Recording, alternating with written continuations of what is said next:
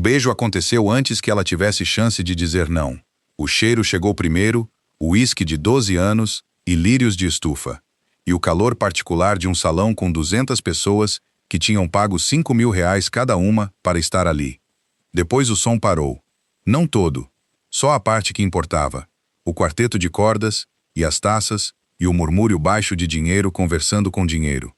Tudo isso desapareceu no espaço de 3 segundos, enquanto o homem atravessava o salão na direção dela, e Elisa Cardoso, prancheta na mão, crachá de coordenadora de eventos, preso na alça de um vestido que tinha pego emprestado de uma colega, porque o seu próprio vestido preto tinha uma mancha de café na barra, entendeu tarde demais que ele não estava desacelerando.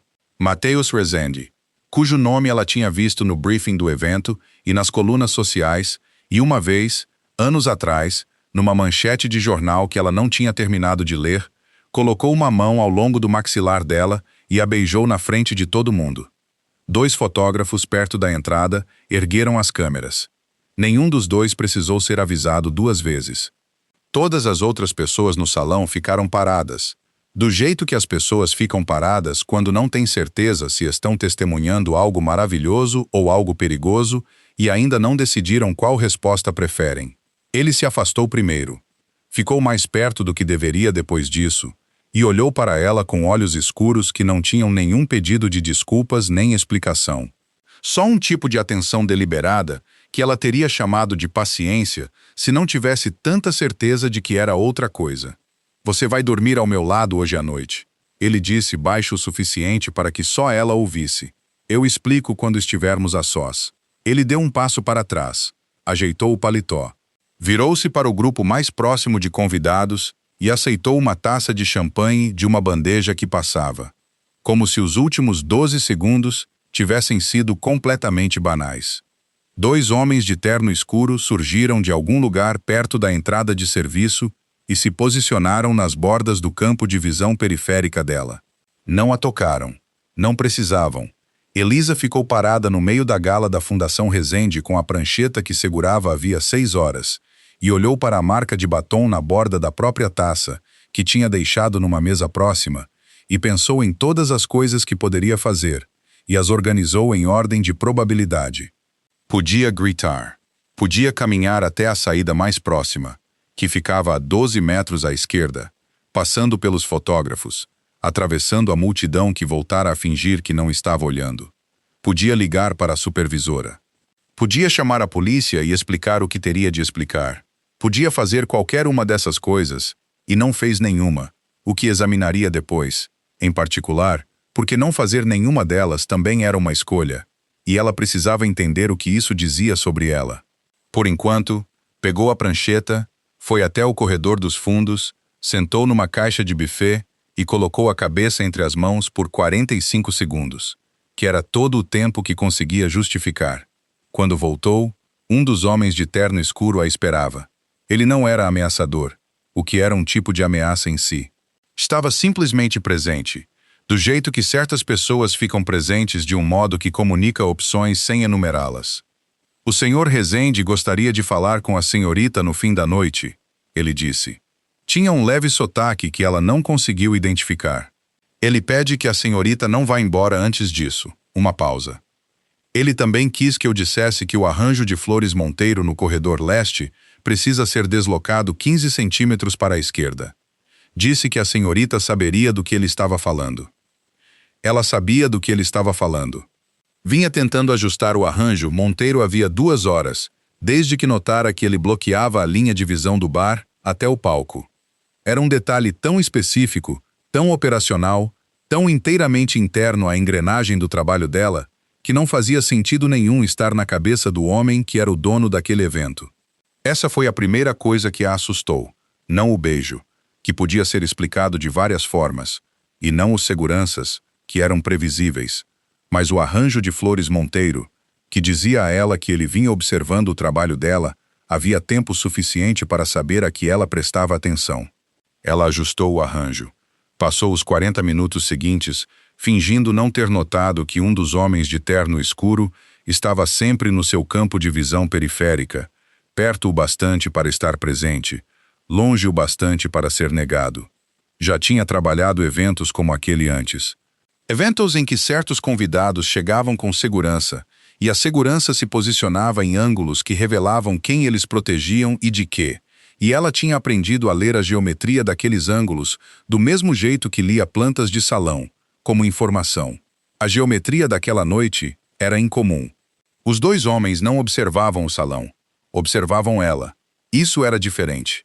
E ela registrou isso e guardou na parte da mente que vinha usando a noite inteira para acumular coisas que ainda não tinha tempo de processar. E voltou à prancheta, ao rádio e aos 17 itens restantes na lista de encerramento. Coordenou o fechamento do leilão silencioso, a saída do palestrante convidado, o serviço de sobremesa, a extração organizada de 200 pessoas que tinham sido alimentadas, bajuladas e separadas de seus talões de cheque, na base de R$ 4,2 milhões para uma fundação de alfabetização infantil. Comandou a equipe com a calma eficiência particular que a tinha levado até aquele emprego e a mantinha nele. O tipo de calma que não era ausência de sentimento, mas o gerenciamento muito deliberado dele. E não pensou no beijo, nem no envelope, nem no homem que tinha produzido os dois com a facilidade de alguém que vinha planejando havia mais tempo do que ela sabia que havia algo a planejar. Pensou nessas coisas depois. No corredor da cozinha, às 22h30, enquanto a equipe guardava o último dos equipamentos, ela ficou ao lado de uma geladeira comercial, respirou e entendeu que as duas perguntas que não conseguira responder a noite inteira eram, na verdade, a mesma pergunta. Quanto ele sabia sobre ela? E há quanto tempo? Às 22h47, ela estava parada num salão de festas quase vazio, com sua prancheta, seu vestido emprestado e sua bolsa. E Matheus Rezende era a única outra pessoa ali que não fazia parte da equipe dela. Você sabia do arranjo Monteiro? Ela disse. Eu vi você resolver isso às 18h15. Ele segurava 2 taças de água, que aparentemente tinha pegado sozinho. Ofereceu uma a ela. Ela aceitou porque não bebia água havia 3 horas e estava cansada o suficiente para que a gratidão fosse mais rápida do que o princípio. Você teve o instinto certo, mas não quis mover o arranjo sem checar a planta do salão. Checou 2 vezes. Ele a olhou por cima da taça. Você acertou nas 2 vezes. Você me observou por 4 horas. Eu precisava saber que tipo de pessoa você era. E agora você sabe. E agora eu sei. Ele apoiou a taça na borda do palco. O nome do seu pai era Ricardo Tomás Cardoso. Ele morreu há 4 anos. Em março, ele dirigiu uma pequena empresa de importação num escritório em Itaquera por 22 anos. Teve uma filha. Ele fez uma pausa. Você. O salão ficou muito silencioso.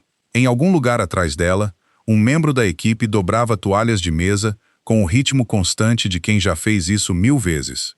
Elissa olhou para Matheus Rezende, através do espaço entre eles, e sentiu a qualidade particular de ser observada por alguém que já sabia as respostas para perguntas que ainda não tinha feito.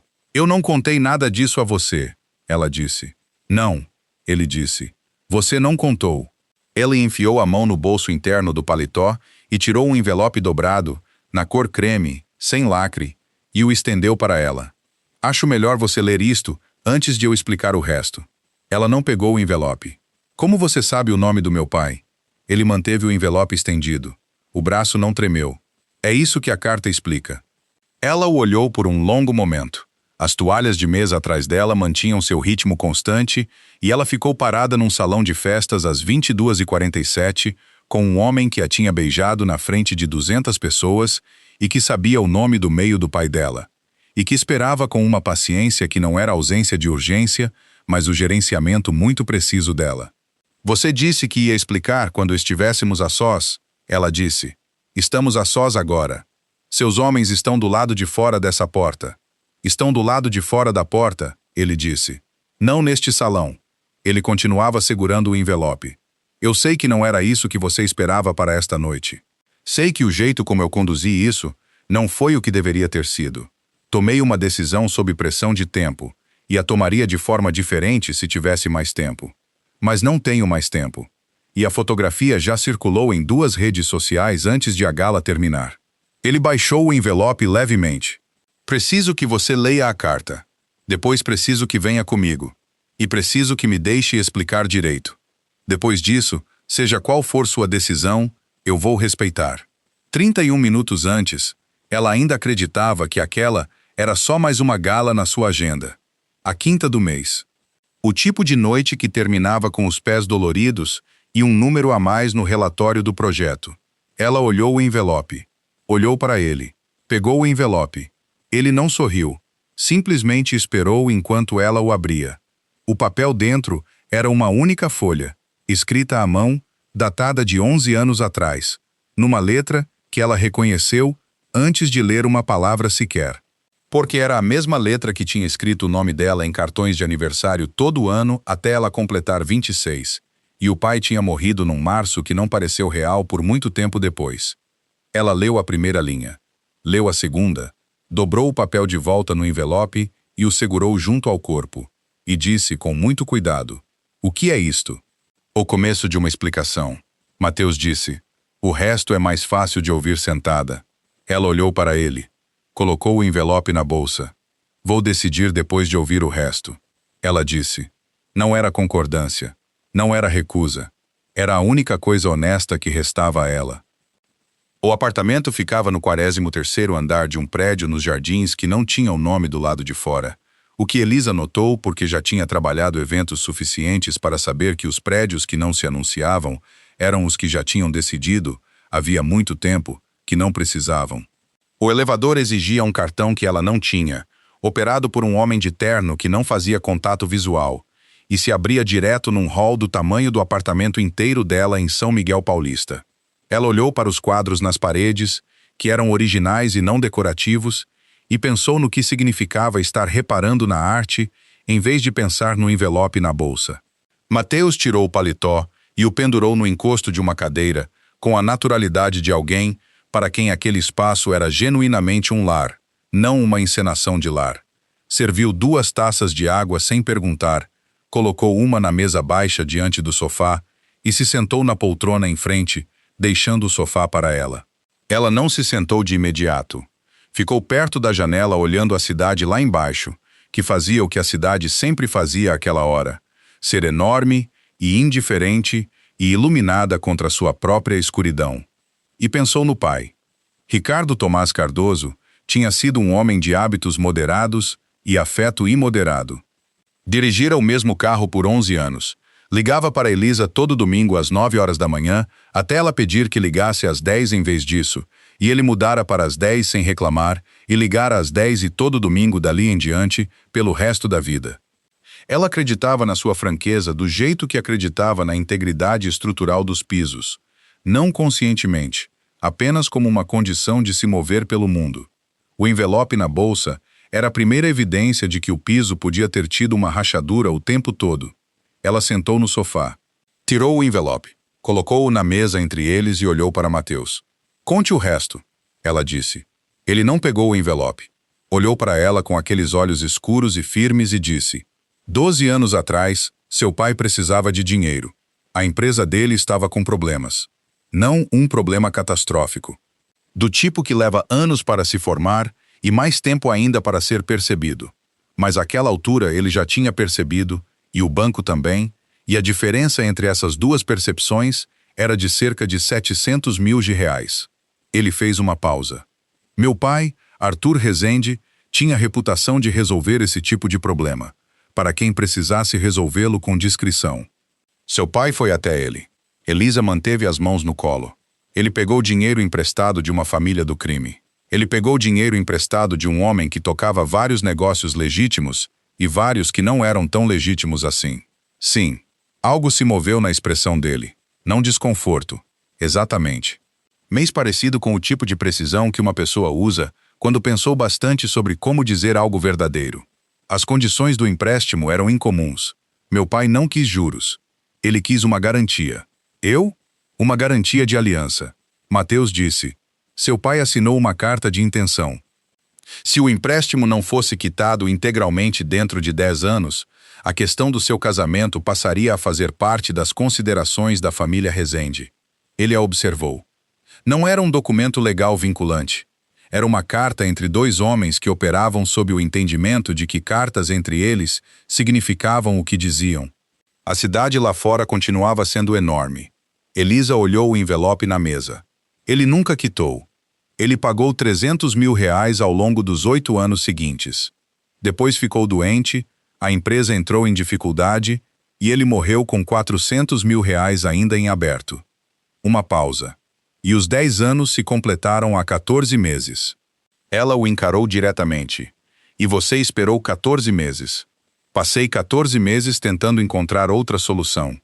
Ele se inclinou para frente, cotovelos nos joelhos, o que foi a primeira vez que ela o viu assumir uma postura que não era inteiramente controlada. Quero deixar uma coisa clara. Eu não queria fazer isso. Estou fazendo isso porque tenho um problema específico que exige uma solução específica e esgotei minhas alternativas e meu tempo.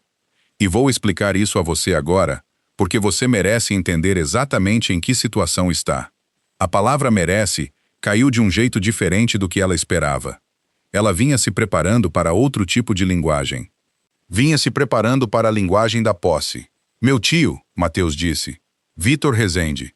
Ele é o braço direito do meu pai há 30 anos, e acredita, não sem razão, que deveria ter tido mais autoridade nesta família do que teve. Meu pai me escolheu como seu sucessor. Vitor aceitou isso publicamente e contestou em particular.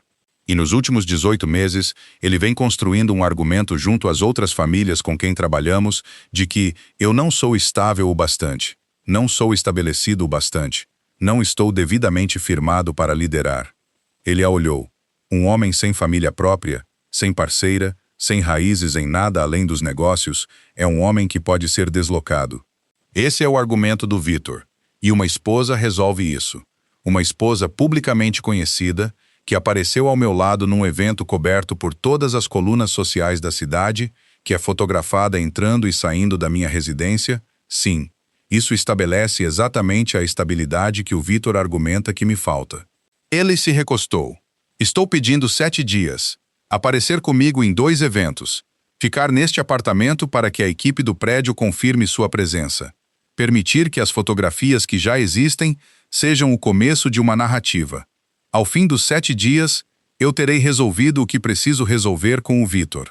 E vou dar a você uma quitação legal completa de qualquer reivindicação decorrente da carta do seu pai. E vou pagar a você os 400 mil de reais que ficaram em aberto quando ele morreu.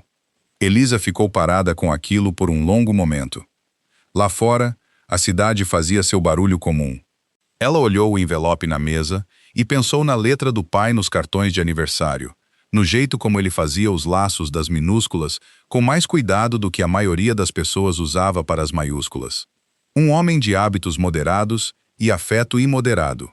E pensou no tipo de pessoa que faz um acordo como o daquela carta, e depois liga para a filha todo domingo às 10 da manhã e nunca diz uma palavra sobre isso. Você poderia ter me ligado, ela disse. 14 meses atrás, você podia ter batido na minha porta e explicado isso. Eu poderia ter feito isso. Ele não desviou o olhar. Não fiz porque precisava saber quem você era primeiro, se você entraria em pânico, iria à imprensa, procuraria um advogado que tornaria tudo público antes de eu estar pronto. Uma pausa. Eu observei você por 4 meses, seu trabalho, como você lidava com situações difíceis, se mantinha a cabeça no lugar. Você estava decidindo se eu era útil, eu estava decidindo se podia confiar em você. Ele disse isso sem pedir desculpas. Há uma diferença. Ela olhou o envelope na mesa. Olhou a taça de água que não tinha tocado. Pensou nas 2 perguntas que vinha se fazendo a noite inteira. Quanto ele sabia sobre ela e há quanto tempo? E agora tinha uma resposta para as 2, e a resposta era pior do que imaginara, e também, de alguma forma, mais explicável do que temera. Ele não tinha sido aleatório, tinha sido cuidadoso. Isso não tornava melhor. Tornava algo com que ela podia trabalhar, o que era uma coisa bem diferente. A carta, ela disse, na minha bolsa. O que ela diz? Uma referência ao acordo, na letra do seu pai. Ele a escreveu para o meu pai como confirmação do entendimento dele sobre os termos. Mateus a olhou com firmeza. Eu dei a você porque achei que devia ter algo escrito pela mão dele. algo que tornasse aquilo real, e não só a minha palavra. Uma pausa. Você pode ficar com ela. Ela pegou a taça de água, bebeu metade, colocou-a de volta e olhou o envelope, e depois olhou para ele. 7 dias, ela disse. 7 dias. 2 aparições. O evento beneficente no Centro Cultural na quinta-feira e um jantar de família no sábado. Ele a observou. Depois do sábado, o Vitor terá feito o movimento dele, ou não. E de qualquer forma, eu terei o que preciso. Ela virou o envelope nas mãos. Pensou em sentar numa caixa de buffet num corredor dos fundos e colocar a cabeça entre as mãos por 45 segundos e no fato de não ter ido embora quando podia. Reconheceu o padrão em si mesma. Significava que já tinha tomado a decisão, só ainda não tinha se dito isso. Há coisas que eu preciso, ela disse. Diga quais. Eu fico com meu próprio celular. Aviso ao meu empregador que tem uma situação familiar que exige que eu tire dias pessoais, o que é verdade de um jeito que eu ainda não entendo direito. Durmo num quarto com porta que tranca. Ela o olhou. E você me conta a verdade. Não a verdade parcial. Não a versão da verdade que é estrategicamente útil. Se eu vou fazer isso, preciso saber em que estou entrando. Ele ficou quieto por um momento. Depois disse: combinado. Tudo. Ele se levantou, foi até uma porta no corredor e a abriu, e ela pôde ver, de onde estava sentada, que era um quarto, mobiliado com simplicidade, com uma janela voltada para a mesma cidade que ela vinha observando. Tem uma tranca, ele disse. A chave fica do lado de dentro. Ela se levantou. Pegou a bolsa. Atravessou o salão e parou na entrada do quarto e olhou para ele por cima do ombro. Havia uma pergunta que vinha guardando desde o salão de festas, desde o momento em que o envelope saíra do bolso do paletó dele com aquela certeza particular. Você disse que me observou por 4 meses. Ela disse. Reputação profissional. Como eu lido com situações difíceis. Ela o olhou. Você decidiu? Sim, ele disse. E ele a olhou pela extensão do corredor. Você mantém a cabeça no lugar, ele disse. Mesmo quando não deveria precisar. Ela entrou no quarto, fechou a porta e trancou por dentro. Sentou na beira da cama, tirou o envelope da bolsa e o segurou por um longo tempo antes de abri-lo e lê-lo de verdade. Cada linha na letra cuidadosa e arredondada do pai. E quando terminou, dobrou de volta e o segurou com as 2 mãos. E ficou sentada com a cidade lá fora da janela, pensando num homem que tinha ligado para ela todo domingo às 10 horas da manhã e nunca, nem uma vez, dito uma palavra sobre aquilo. O evento beneficente de quinta-feira era no Centro Cultural Meridiano, na Avenida Paulista, um prédio que tinha sido um banco em outro século e ainda carregava a arquitetura de algo construído para comunicar permanência. Alissa já tinha ido a 3 eventos ali. Conhecia a entrada de carga, a área de apoio dos garçons, o problema acústico particular na Galeria Leste que fazia os discursos soarem como se viessem de debaixo d'água. O que ela não conhecia era como era chegar pela entrada principal num carro de vidros escuros, enquanto um fotógrafo que nunca tinha visto antes erguia a câmera da calçada e alguém que ela vinha aprendendo a decifrar havia 3 dias colocava a mão nas costas dela, na altura da cintura, de um jeito que era inteiramente para o fotógrafo e também, ela notou, inteiramente firme. Ela tinha passado os 3 dias entre a gala e aquela noite, no apartamento dos Jardins, num estado que só sabia descrever como operacional. Ligara para o empregador e dissera emergência familiar, o que era verdade. Mandara mensagem para a amiga Cora dizendo, estou bem, não se preocupe, o que era parcialmente verdade. Comera as refeições que a governanta de Mateus deixava na cozinha sem comentário, dormira no quarto trancado e tivera 3 conversas com Mateus, factuais e breves, quase sempre na cozinha pela manhã tomando café, durante as quais ele a colocara a par de quem estaria no evento de quinta-feira e do que ela precisava saber sobre a dinâmica do salão. Vitor Rezende estaria lá. Várias das famílias com quem trabalhavam estariam lá. Ela precisava conhecer 2 nomes e evitar um terceiro, e precisava ficar ao lado de Mateus por tempo suficiente para ser fotografada fazendo isso. E além disso, podia se conduzir do jeito que quisesse. Ele disse essa última parte num tom que sugeria que falava sério, e ela guardou isso na gaveta das coisas que ainda não estava pronta para examinar. O evento beneficente era para um programa de educação musical. Havia dinheiro, na sua forma particular paulistana, colecionadores de arte e incorporadores imobiliários, e um certo tipo de sobrenome de família antiga que atravessava os salões como se fossem donos deles, sem precisar dizer. Elisa ficou ao lado de Mateus na fila de recepção, apertando mãos e dizendo as coisas que se dizem numa fila de recepção, e observava o salão do jeito que sempre observava salões em eventos, com a atenção profissional que catalogava quem falava com quem e quem observava sem parecer observar. Notou Vitor Rezende no momento em que ele chegou. Tinha talvez 60 anos, com um tipo de presença física que não vinha do tamanho, mas do jeito que uma pessoa ocupa o espaço. A qualidade de tomar exatamente a quantidade de espaço que pretendia, nem mais nem menos. Tinha os cabelos grisalhos nas têmporas e um terno que custava mais do que o aluguel mensal dela, e se movia pelo salão com a naturalidade de quem estava naquele tipo de ambiente desde antes de Elisa nascer. Beijou uma mulher nas duas bochechas perto da entrada. Falou com dois homens que ela não reconheceu. Depois olhou pelo salão e encontrou Mateus. E o olhar que lançou ao sobrinho durou exatamente 2 segundos, o suficiente para dizer a Elisa tudo o que Mateus já tinha contado e várias coisas que Mateus não tinha contado. Ele chegou. Ela disse baixo, olhando reto à frente. Eu sei. A mão de Mateus se moveu das costas dela para o interior do cotovelo. Uma mudança tão pequena que ninguém observando notaria, mas que pareceu a ela uma mudança de tom. Ele vai vir até nós. Não olhe para ele até que venha. Ela não olhou para Vitor. Olhou para o quarteto de cordas no canto e os garçons circulando pela multidão e um quadro na parede oposta que já tinha visto reproduzido numa revista de arte 2 anos antes e não sabia que estava ali. E ficou ao lado de Mateus esperando com a mesma paciência que usava em eventos quando o cronograma estava atrasado e não havia nada a fazer além de segurar o espaço até que se ajustasse. Vitor chegou até eles às 20h17, carregando uma taça de vinho tinto que não tinha tocado. Mateus. Ele abraçou o sobrinho com a cordialidade de um homem que fazia tudo bem na frente de testemunhas. Depois olhou para Elisa com um sorriso que chegou ao rosto já pronto, do jeito que os sorrisos chegam quando foram preparados com antecedência. E esta deve ser a mulher de quem todo mundo está falando. Elisa Cardoso, Mateus disse. Vitor pegou a mão dela. O aperto foi breve e seco e não contou nada, exceto que ele já apertara muitas mãos e usara cada uma delas para reunir informação. A filha do Ricardo Cardoso, ele disse. Disse de um jeito agradável.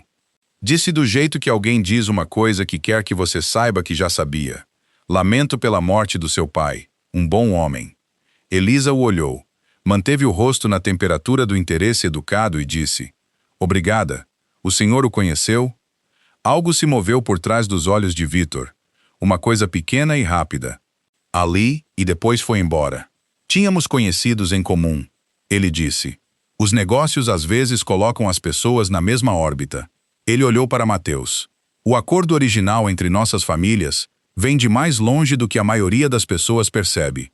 É bom ver que está sendo honrado. A frase caiu como uma pedra jogada numa água parada. Elisa sentiu a mão de Mateus se mover de novo.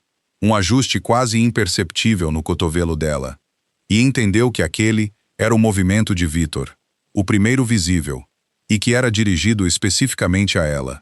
Um teste, para ver se ela sabia o que sabia.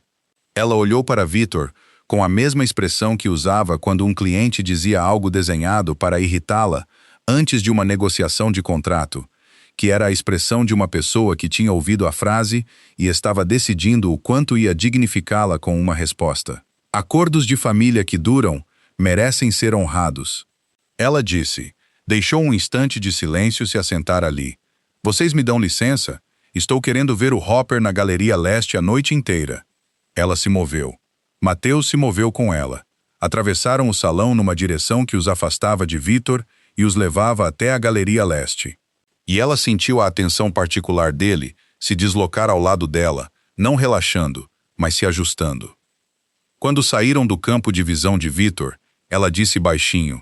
Ele estava me dizendo que sabe da carta. Sim. Ele queria ver se eu reagia. Sim. Uma pausa. Você não reagiu. Eu trabalho com eventos. Ela disse. Clientes difíceis são requisito profissional. Ela parou diante do Hopper, um pequeno quadro de um interior de lanchonete, e o observou, sentindo a sensação particular de um ambiente carregando mais informação do que mostrava, que era o que Hopper sempre fazia e que parecia apropriado. Ele sabia o nome do meu pai. Disse que o acordo vem de mais longe do que a maioria das pessoas percebe. Ela olhou para Mateus. O que ele sabe exatamente? Ele sabe da carta. Sabe há anos. Meu pai contou a ele. Mateus olhou para o quadro ao lado dela, o que ela entendeu ser para que pudessem conversar sem parecer estar conversando. O que ele não sabe é o quanto eu contei a você. Ele veio até aqui para medir isso. E o que viu foi eu não reagindo. O que diz a ele que você ou não sabe, ou sabe e não tem medo. Ele fez uma pausa. De qualquer jeito, não era o que ele estava esperando. Elissa olhou para a lanchonete no quadro, as duas figuras no balcão, a solidão americana particular daquilo, e pensou no pai fazendo um telefonema 12 anos atrás para um homem de quem nunca tinha ouvido falar, e colocando em movimento algo que chegara na forma de um beijo num salão de festas do qual ela não conseguira se afastar. Pensou em padrões. Pensou no fato de estar parada numa galeria com um homem que conhecera havia 4 dias, falando baixinho sobre uma partida de xadrez, da qual tinha sido uma peça, antes de saber que o jogo estava sendo jogado. O que ele faz agora? Ela disse. Ele espera para ver se as fotos de hoje à noite produzem o resultado que ele espera que não aconteça. Mateus virou-se ligeiramente, um movimento pequeno que colocava o ombro dele entre ela e o resto do salão, não exatamente como um escudo, mas como uma orientação deliberada. Se as fotos circularem e a narrativa se sustentar, ele perde o argumento que vem construindo. Um homem com uma parceira, com presença pública, com estabilidade, não é o homem que o Vitor vem descrevendo para as outras famílias. Ele a olhou. Se a narrativa não se sustentar, se você desaparecer ou a história desmoronar, o Vitor consegue exatamente o que vem buscando. Então, o jantar de família no sábado importa. O jantar de sábado é onde o Vitor vai fazer o argumento final dele na frente de todo mundo que conta. E é onde eu preciso que você fique ao meu lado, não porque eu peço, mas porque você escolhe.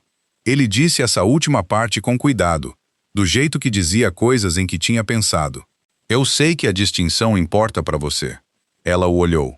Pensou em 3 dias de manhãs operacionais e briefings na mesa da cozinha, e no quarto trancado, e na cidade lá fora da janela, e na carta na bolsa que já tinha lido 4 vezes. Cada vez encontrando algo diferente nela. Do jeito que se encontra coisas diferentes num cômodo cada vez que se volta a ele. Pensou num homem que observara pelo salão de festas durante 3 dias, do canto do olho de uma profissional contratada e no que tinha visto. Pensou na palavra merece. Importa, ela disse. A distinção importa. Ele assentiu uma vez. Virou-se de volta para o salão. Devemos circular por mais 1 hora, ele disse. Depois podemos ir embora. Ela olhou o quadro por mais um instante. 2 figuras num balcão. A solidão de estar num ambiente bem iluminado e, mesmo assim, de algum jeito, estar no escuro.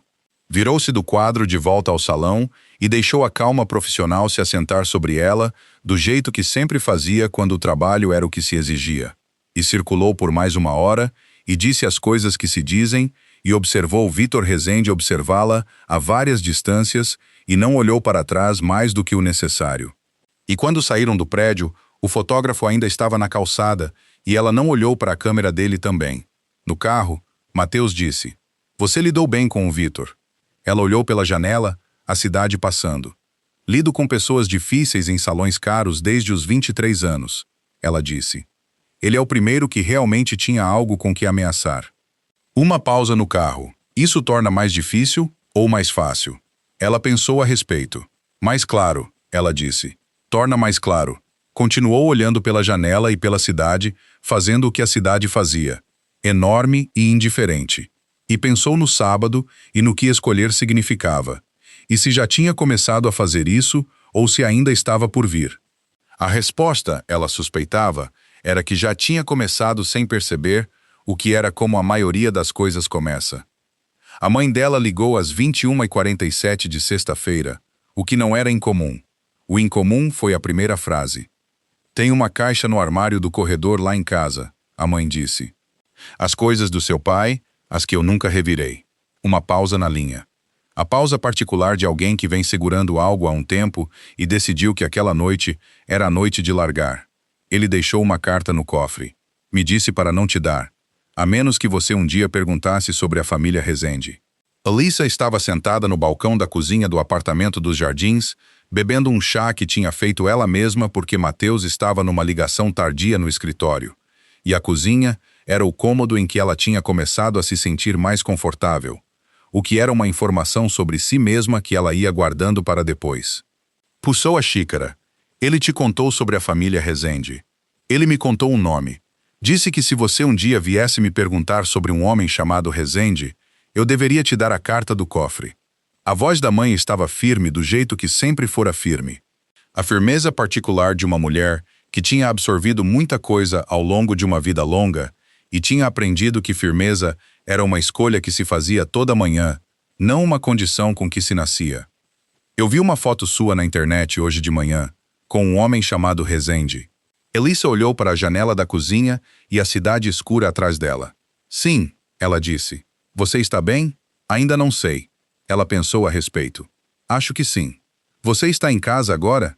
Estou em casa. Estou indo aí hoje. Ela deixou um bilhete no balcão da cozinha. Estava num carro a caminho de Itaquera, 40 minutos depois. E durante todo o trajeto, olhou a cidade passando e pensou na mãe sentada à mesa da cozinha da casa em Itaquera, onde Elisa tinha crescido, sentada com uma carta nas mãos que vinha guardando havia sabe-se lá quantos anos. E na qualidade específica de guardar algo em nome de alguém que se foi. De segurar algo sem saber o que contém. De confiar que o momento certo vai se anunciar sozinho. A casa tinha o cheiro de sempre. Café e uma certa marca de sabão em pó e o cheiro fraco de papel velho de uma casa que tinha muitos livros. A mãe estava à mesa da cozinha com uma xícara própria e um envelope na mesa entre elas. Cor creme, lacrado. O nome de Elisa do lado de fora, na letra cuidadosa e arredondada do pai. A mãe a olhou por um longo momento. Ele me fez prometer, ela disse. Disse que você só precisaria dela se algo acontecesse que trouxesse o nome Rezende para a sua vida. Disse que se isso acontecesse, significava que as coisas estavam funcionando do jeito que deviam. Funcionando, Elisa diz. Foi a palavra que ele usou. A mãe empurrou o envelope pela mesa. Ele também disse para não ter medo dele. Foi bem específico nessa parte. Elisa pegou o envelope. Segurou-o do jeito que tinha segurado o outro. No quarto dos Jardins. Sentindo o peso da letra do pai antes de romper o lacre. Depois rompeu. A carta tinha 3 páginas, mais longa do que ela esperava de um homem de hábitos moderados. A letra era a mesma de sempre, pequena e cuidadosa, com os laços das minúsculas que ela tinha parado de conseguir olhar, no ano depois que ele morreu, sem uma sensação física para a qual não tinha palavras. Ela a leu à mesa da cozinha da casa em Itaquera, com a mãe sentada em frente, lendo outra coisa para lhe dar a privacidade do próprio rosto. Ele sabia que ela não o perdoaria de imediato, e não estava pedindo isso. Estava pedindo que ela lesse até o fim antes de decidir, porque ela sempre tinha, desde pequena, preferido tomar decisões rápidas e completas e não revisitá-las. Ele tinha pego dinheiro emprestado de Arthur Rezende porque a empresa estava falindo, e não queria que a mãe passasse o resto da vida preocupada com dinheiro. Tinha assinado a carta de intenção porque, naquele mundo, uma carta de intenção era a moeda da confiança, e não havia empréstimo sem ela. Acreditara que quitaria por completo. Não conseguiu. Ficou doente, e a aritmética deixou de ser algo que ele podia afetar. Nos anos entre assinar e morrer, tinha feito a única coisa que estava ao seu alcance. Passara 4 anos observando Mateus Rezende, jornais, relatórios financeiros, conversas com quem conhecia gente. A visão dele era esta. Mateus Rezende era um homem a quem tinham dado algo que ele não tinha inteiramente pedido, e que estava tentando carregar aquilo com mais integridade do que a instituição talvez merecesse. Não era o pai dele. Era, tanto quanto Ricardo Cardoso conseguira determinar a uma distância de vários quilômetros e vários anos, uma pessoa que tentava fazer o certo dentro de uma estrutura que nem sempre facilitava isso. Não era uma garantia. Não estava dizendo que Matheus Rezende era bom. Estava dizendo que ele tentava ser o que era a descrição mais honesta disponível para a maioria das pessoas, incluindo ele mesmo. Sentia muito não ter sido corajoso o bastante para contar a ela enquanto podia. A única conversa honesta que podia ter com ela sobre aquilo era uma da qual não estaria presente. O último parágrafo estava numa caneta diferente, escrito depois, possivelmente quando já sabia que estava doente. Escolhi confiar num homem que nunca conheci, com base em evidências reunidas à distância. Sei que não é assim que você teria escolhido. Você teria querido fazer a escolha você mesma, e deveria ter tido essa permissão. Essa é a parte que não posso consertar. O que posso te dizer é que a evidência sugeria que ele seria o tipo de pessoa que, quando chegasse a hora, deixaria você fazer a escolha. Se ele está à altura disso, só você pode saber. Elisa pousou a carta na mesa da cozinha. A mãe ergueu os olhos do livro. Olhou para o rosto de Elisa por um momento e depois se levantou e serviu mais chá na xícara dela sem perguntar, o que era a gentileza de alguém que entendia que certos momentos não pediam comentário. Ele passou 4 anos observando, Elisa disse. Ele se preocupava com você, a mãe disse. Depois de assinar aquela carta, ele se preocupava com você todo dia. Achava que era justo. Foi erro dele, e você estava carregando a consequência sem saber. Ela se sentou de novo. Disse que a única coisa que podia fazer era garantir que a pessoa do outro lado fosse alguém que valesse o seu tempo. Elisa olhou as páginas na mesa da cozinha. Pensou num homem em Itaquera, observando Matheus Rezende a uma distância de vários quilômetros e vários anos, reunindo evidência para uma pergunta que não conseguia responder diretamente. Pensou em Matheus dizendo, eu te observei por 4 meses. A mesma ação, do lado oposto. 2 pessoas fazendo a mesma coisa pelo mesmo motivo. Pensou na palavra merece. Pensou no que o pai, à distância, tinha entendido que importaria mais para ela se Matheus a deixaria fazer a escolha. Pegou a carta e a dobrou de volta no envelope e a colocou na bolsa ao lado da outra. Levantou-se. Beijou a mãe no rosto. E eu ligo amanhã, ela disse. Você vai voltar para lá? Elisa olhou para a mãe. Pensou num balcão de cozinha nos jardins, e num bilhete que tinha deixado nele, e num homem que estava numa ligação tardia no escritório, e não fora atrás dela, porque de alguma forma entendera que ir atrás dela não era o movimento certo. Pensou no que significava ter deixado um bilhete em vez de nada, o que também era uma escolha que tinha feito sem reconhecer plenamente. Sim, ela disse. O trajeto de volta durou 45 minutos. Quando o carro parou nos jardins, ela ficou sentada por um momento antes de descer. Depois desceu. Ela estava na cozinha quando ela entrou. Estava parado no balcão com uma taça de água e olhou para ela quando ela atravessou a porta e leu algo no rosto dela e não disse uma palavra. Ela pousou a bolsa no balcão, tirou os 2 envelopes e os colocou lado a lado no balcão entre eles. Olhou para eles e depois olhou para ele. Minha mãe tinha uma carta, ela disse. Meu pai a escreveu. Deixou com ela para me dar se eu algum dia cruzasse com o seu nome. Ela fez uma pausa. Ele passou 4 anos observando você para decidir se valia confiar. Matheus olhou os envelopes no balcão. Algo se moveu na expressão dele. Não surpresa, exatamente. Mais parecido com o reconhecimento de algo que ele suspeitava sem saber como confirmar. Ele entrou em contato com meu pai uma vez, ele disse. Cerca de 2 anos antes de morrer. Disse que queria entender o que o acordo significaria na prática. Meu pai me contou. Eu não soube o que fazer com isso. O que o seu pai disse a ele? Que significaria o que as pessoas envolvidas escolhessem que significasse. Uma pausa. Meu pai nem sempre era preciso, mas era, às vezes, certeiro. Elisa olhou os 2 envelopes no balcão, o do bolso do paletó de Matheus, com a letra do pai dela na carta de referência, o do cofre em Itaquera, 3 páginas da tentativa cuidadosa do pai de consertar à distância o que não conseguia consertar de perto. Pensou nas escolhas que tinha feito ao longo da última semana, sem reconhecer plenamente que as estava fazendo. O bilhete no balcão, a decisão de não ir embora, a frase "eu vou voltar", dita num carro numa terça-feira à noite para um homem que conhecia havia 4 dias. Pensou no último parágrafo do pai. Se ele está à altura disso, só você pode saber. Olhou para Mateus. Você disse que o jantar de sábado é onde eu preciso ficar ao seu lado por escolha. Ela disse. Não porque você pediu. Sim, eu vou estar lá. Ela disse. Não por causa da carta de intenção, nem dos 7 dias, nem dos 400 mil. Ela sustentou o olhar dele. Vou estar lá porque meu pai passou 4 anos decidindo que você valia confiar. E eu passei 1 semana decidindo a mesma coisa. E chegamos à mesma resposta. E prefiro ficar ao lado de alguém que decidi ficar ao lado do que ser movida num tabuleiro. Ela fez uma pausa. Quero que você saiba a diferença. Ele ficou quieto por um momento. A cozinha estava muito silenciosa. Ele a olhou com aqueles olhos escuros e firmes e disse com cuidado. Eu sei a diferença. Fez uma pausa. E eu devia ter te contado tudo desde o começo. Escolhi não contar porque estava gerenciando o risco e eu estava errado. Isso é um padrão que eu tenho, e é ruim, e quero que você saiba que eu entendo que é ruim. Ela o olhou. Os dois tinham observado. Os dois tinham chegado à mesma resposta.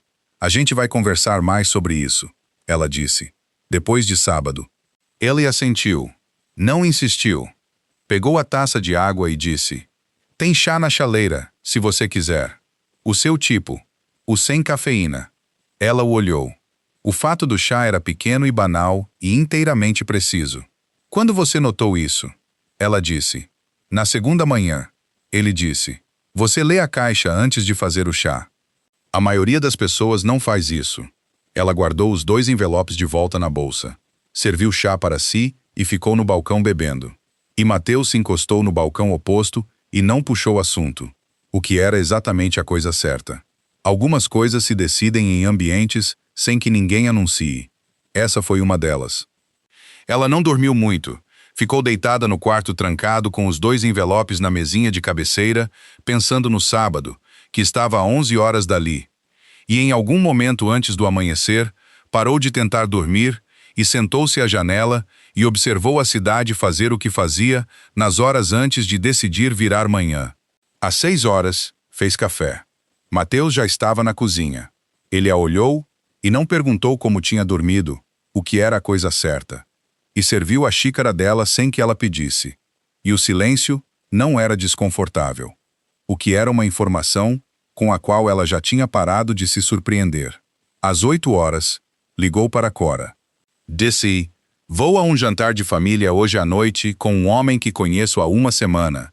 E preciso de um vestido que diga que estou ali por escolha. Não por obrigação.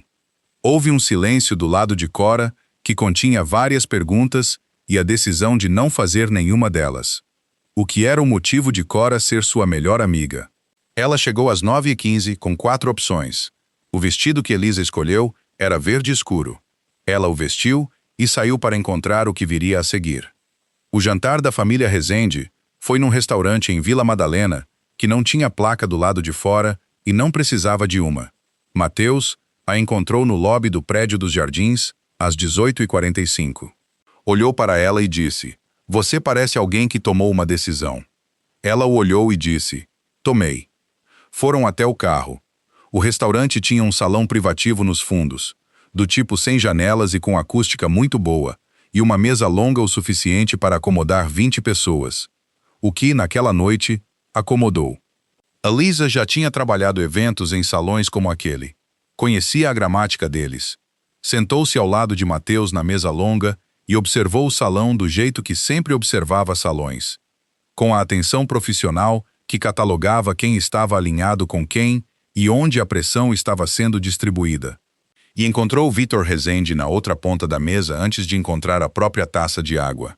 Ele a observava. Vinha observando. Ela entendeu. Desde que ela entrara. Não com hostilidade, com a atenção específica de alguém completando um cálculo. Ele tinha visto as fotos de quinta-feira, tirara suas conclusões. E estava sentado na outra ponta da mesa com uma taça de vinho que não tinha tocado, e uma paciência que ela reconheceu como a mesma qualidade que identificara em Mateus. Só que em Vítor tinha sido refinada ao longo de décadas até algo mais denso e mais deliberado. Ele estava esperando para ver o que ela faria. O jantar foi servido em etapas. A conversa era a conversa de pessoas que se conheciam havia muito tempo e estavam encenando normalidade para duas plateias, uma para a outra, e para ela.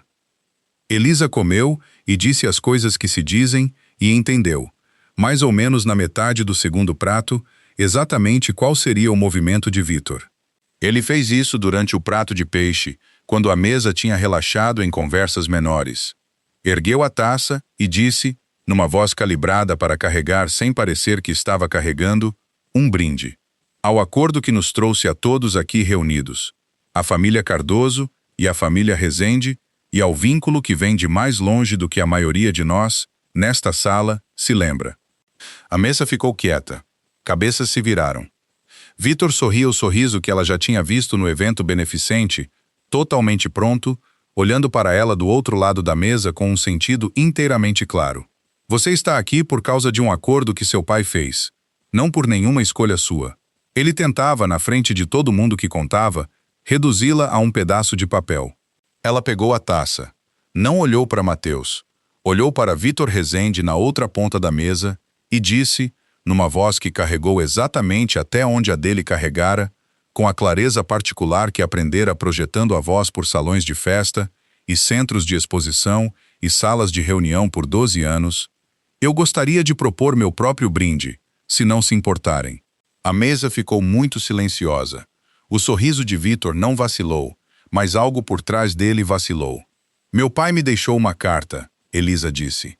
Ele a escreveu anos atrás e deixou com a minha mãe para me dar quando o nome Rezende entrasse na minha vida. Ele passou 4 anos garantindo que eu ficaria bem. Ela deixou aquilo se assentar. Não apressou a próxima parte. Ele escreveu que tinha escolhido confiar em alguém que nunca conheceu, com base em evidências reunidas à distância, e que lamentava não ter me deixado fazer a escolha eu mesma. Ele tinha razão em lamentar isso. Ela fez uma pausa, mas também tinha razão na outra parte. Eu fiz a escolha agora, eu mesma, com informação completa e sem nenhuma obrigação decorrente de qualquer acordo. Estou aqui porque escolhi estar. Ela olhou diretamente para Vítor. Eu quis deixar isso claro para todos nesta mesa. Ela ergueu a taça. Ao meu pai, que foi um homem de hábitos moderados e afeto imoderado, e que fez o melhor que pôde com o que tinha. A mesa ficou parada por um segundo. Depois Mateus ergueu a taça ao lado dela. Depois alguém do outro lado da mesa ergueu a sua. Depois o resto da mesa seguiu do jeito que uma mesa segue quando um ambiente entendeu que algo acabara de se resolver. E Vítor Rezende, na outra ponta, ergueu a taça por último. Um instante atrás de todos os outros, o que dizia tudo sobre onde ele estava e para que direção. Ela bebeu. Pousou a taça. Não olhou para Mateus. Olhou para o próprio prato e respirou do jeito que respirava em situações difíceis, com firmeza e uma coisa de cada vez, e ouviu Mateus dizer bem baixinho, perto o bastante para que só ela ouvisse. Não era isso que eu esperava. O que você esperava? Esperava resolver isso eu mesmo. Ela o olhou então. Eu sei, ela disse. Por isso resolvi primeiro. Algo se moveu na expressão dele. Algo que ela não tinha visto ali antes. Um afrouxamento do controle. Uma qualidade de estar pego de surpresa, sem a armadura de sempre no lugar. Durou 3 segundos, o que ela achou que provavelmente era mais tempo do que a maioria das pessoas conseguia. Depois a mesa retomou ao redor deles, e o prato de peixe continuou.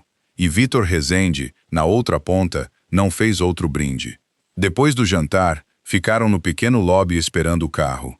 Ela ficou ao lado de Mateus e sentiu o cansaço de uma pessoa que fez algo que exigiu muito dela e chegou do outro lado ainda de pé. Ele não falou de imediato, o que ela tinha aprendido a entender como o jeito dele de atravessar momentos que importavam. A carta, ele disse afinal, o que seu pai escreveu sobre mim. Gostaria de saber se você estiver disposta a contar. Ela pensou a respeito.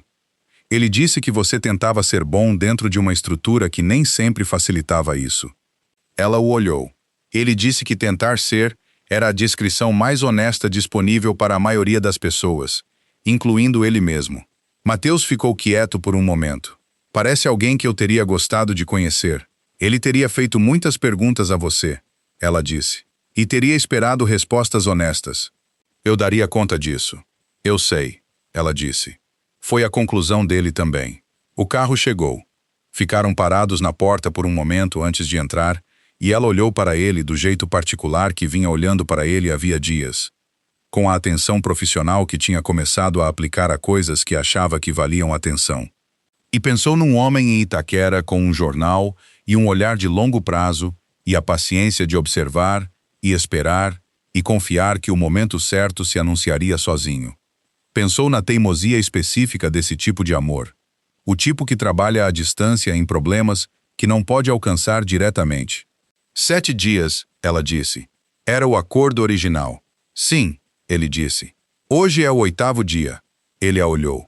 O ar da noite entrava pela porta aberta do restaurante e a cidade fazia seu barulho comum lá fora. E ele a olhou do jeito que a tinha olhado através de um salão de festas 8 dias antes. Com aquela atenção firme e particular que não desviava. Sim, ele disse. É. Ela entrou no carro. Ele entrou ao lado dela. A porta fechou. Ela olhou a cidade passando e pensou no bilhete que tinha deixado na sexta-feira à noite. Estou indo para a casa da minha mãe. Eu vou voltar. Porque o eu vou voltar era a parte honesta. E ela precisara vê-lo escrito antes de sair pela porta. Tinha voltado. Estava ali. Era isso que eram as escolhas. A gente as faz em pequenos incrementos, em bilhetes deixados em balcões e vestidos escolhidos pela cor, em taças erguidas em mesas longas. E em algum momento a gente olha para o acúmulo e entende que a soma dos incrementos é uma direção, e que já vem caminhando nela há mais tempo do que sabia. Ela olhou para Mateus ao lado dela no carro. Ele olhava pela própria janela. Ela pensou na segunda manhã e no chá feito de uma caixa lida antes de ser aberta. Uma coisa tão pequena de se notar, e o que aquilo tinha dito a ela. O apartamento, ela disse. O dos jardins. Você devia saber que eu leio a caixa antes de fazer o chá, porque minha mãe me ensinou isso. Ela dizia que era o único jeito de saber se você realmente queria aquilo antes de se comprometer. Ele a olhou. Isso vale para mais coisas além do chá? Vale para a maioria das coisas. Ela disse. Eu leio a situação. Depois eu decido. E você já leu essa? Ela olhou pela janela a cidade passando. Sim, ela disse. Já li. O carro seguiu pela cidade. Nenhum dos dois disse mais nada. O silêncio era o silêncio de duas pessoas que tinham chegado ao mesmo lugar por estradas diferentes e olhado para cima e reconhecido o terreno. E do lado de fora das janelas, a cidade continuava sendo a cidade, enorme e indiferente, cheia dos próprios acordos, que não tinham nada a ver com duas pessoas num carro num sábado à noite, e tinham tudo a ver com isso.